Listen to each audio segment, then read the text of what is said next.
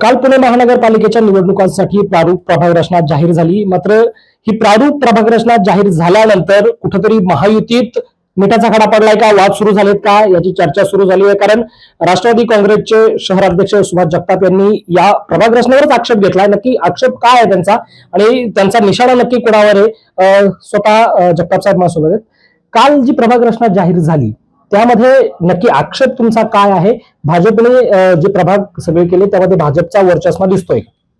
100% काल जी प्रसिद्ध झालेली प्रारूप प्रभाग रचना आहे, ज्या हद्दी त्यांनी ठरवलेल्या आहेत त्याच्यामध्ये भाजपचा वर्चस्व दिसतोय. हे सत्य, हे मीच नाही बोलत आहे, इतर सगळे जे पक्ष आहेत ते देखील बोलत आहेत आणि याचीच पूर्ण पुणेकरांना देखील याची कल्पना आहे.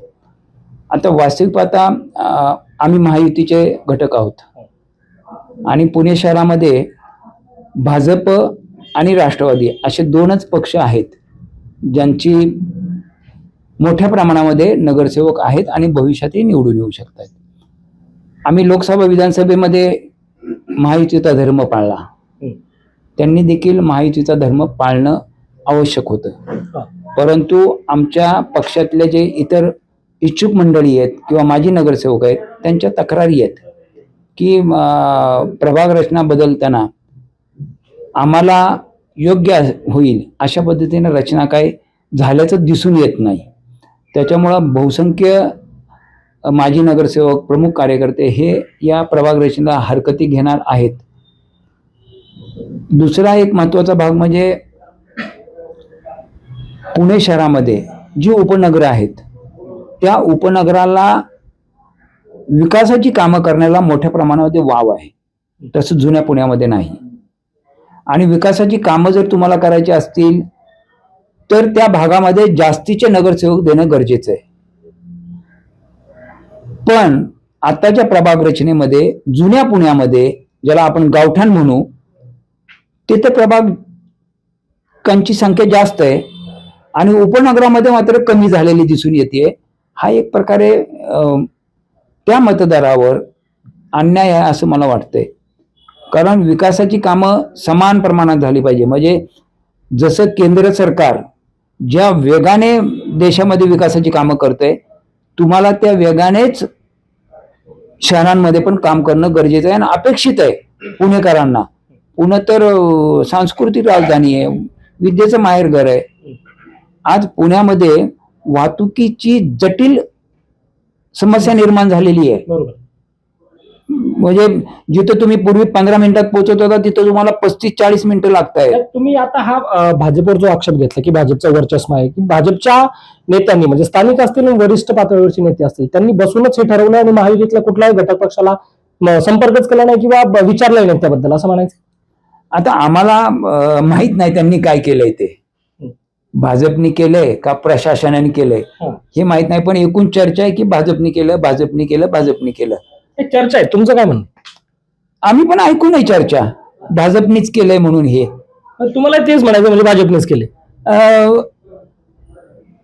महायुतीचा विचार केला तर मग त्यांच्या मनामध्ये जर असेल की भविष्यात महापालिकेच्या निवडणुका ज्या आहेत त्या आपल्याला महायुतीत लढायच्यात तर हरकत नाही, मग त्याला मग केलं तरी हरकत नाही. पण तो महायुतीचा धर्म तुम्ही पाळला पाहिजे. तो आता पाळला गेलेला नाहीये. प्रभाग रचनेच्या हद्दीवरून तरी वाटत नाही ते की त्यांनी पाळलाय म्हणून. पण त्यांच्या मनात जर असेल की भविष्यात आपल्याला महायुतीमध्ये लढायचंय तर मात्र योग्य होईल मग ते. पण याच्यामध्ये जर सगळ्यात जास्त जर तोटा पाहिला तर तो तुमच्या पक्षालाच जास्त दिसतोय.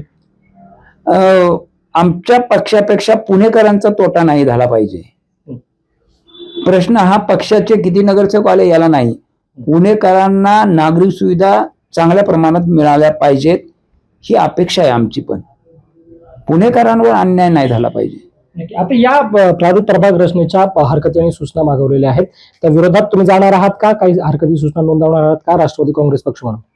आमचे काही माजी नगरसेवकांनी तक्रारी केलेल्या आहेत की आम्हाला प्रभाग रचना योग्य पद्धतीने झाली नाही, नैसर्गिक हद्दी त्यांनी पाळल्या गेल्या नाहीत, तर आम्ही त्याला हरकत घेणार आहोत असं काही मंडळी म्हणले. त्याला हरकती घेतील आणि हरकती घेतल्यानंतर मग त्याच्या सुनावण्या झाल्यानंतर होईल मग काय. जसं तुम्ही म्हटलं की चर्चा तुमच्या कानावर होत्या की प्रभाग रचना ठरवताना प्रभाग ठरवताना भाजपचा हस्तक्षेप आहे. तुम्ही अजितदादांच्या कानावर हे घातलं होतं? अं, हस्तक्षेप झाला नाही झाला हे मला माहित नाही, पण दादांशी बोलणं झालं होतं. पण आम्ही दादांना सांगितलं होतं की आता महापालिकेच्या निवडणुका होणार आहेत, कोर्टाने आदेश दिलेला आहे सुप्रीम कोर्टाने, आणि प्रभाग रचना चालू होतील. ते म्हणले ठीक आहे, होतील तेव्हा पाहू. आता राष्ट्रवादी काँग्रेस पक्ष, तुम्ही शहराध्यक्ष आहात, येणाऱ्या निवडणुका महायुती म्हणून लढाव्यात की राष्ट्रवादीने स्वबळावर लढावं? ते राज्याच्या पातळीवरचे नेते ठरवतील महायुतीत लढायचं का स्वतंत्र लढायचं. परंतु जसं लोकसभा विधानसभेमध्ये आम्ही भाजपच्या मंडळींचे काम केले, प्रामाणिकपणे काम केले, असं वाटतं आम्हाला पण की बाबा देशामध्ये मोदींची लाट आहे आणि अशा परिस्थितीमध्ये भाजपने स्वतंत्र लढायची जर भूमिका घेतली तर मात्र अडचणीचं ठरू शकतंय. म्हणून त्यांनी विचार केला पाहिजे. लोकसभा विधानसभेला आपल्याला राष्ट्रवादी काँग्रेस पक्षाने मोठ्या प्रमाणात मदत केलेली आहे आणि एक आपला मित्र म्हणून राष्ट्रवादीला बरोबर घेऊनच त्यांनी लढलं पाहिजे. राष्ट्रवादीची तयारी आहे का स्वबळावर लढायची? नेते ठरवतील. आम्ही स्थानिक पातळीवर कार्यकर्त्यांनी पक्षाची तेवढी ताकद तयार केलेली आहे की स्वबळावर लढू शकतात? असं सांगता येत नाही, आता नाही होऊ शकत. जोपर्यंत हे फायनल होत नाहीत प्रभाग रचना, तोपर्यंत त्याच्यावर योग्य प्रतिक्रिया देणं पण योग्य होणार नाही. हे होते राष्ट्रवादी काँग्रेसचे शहराध्यक्ष सुभाष जगताप. ज्या पद्धतीने प्रभाग रचना झाली आहे, प्रारूप प्रभाग रचना जी आली आहे त्यामध्ये भाजपचा वरचष्मा दिसतोय आणि कुठंतरी महायुतीचा धर्म पाळला गेला नाही असा आरोप सुद्धा राष्ट्रवादी काँग्रेसच्या पक्षातील नेत्यांकडून केला जातोय. या विरोधात आता पक्षाचे काही माजी नगरसेवक असतील किंवा नेते असतील ते तक्रारी आणि हरकती नोंदवणार आहेत असं त्यांनी सांगितलेलं आहे. त्यामुळे महापालिका निवडणूक होण्यापूर्वी महायुतीमध्ये कुठेतरी वाद पाहायला मिळतोय आणि पुण्याचा कारभारी नक्की कोण, अजित पवार की देवेंद्र फडणवीस, हा गेल्या कित्येक दिवसापासून जो सुप्त संघर्ष सुरू आहे तो या निवडणुकीच्या निमित्ताने पुन्हा एकदा प्रकर्षाने जाणवायला लागेल हे मात्र नक्की. Abhijit Darade, Maharashtra times online, Pune.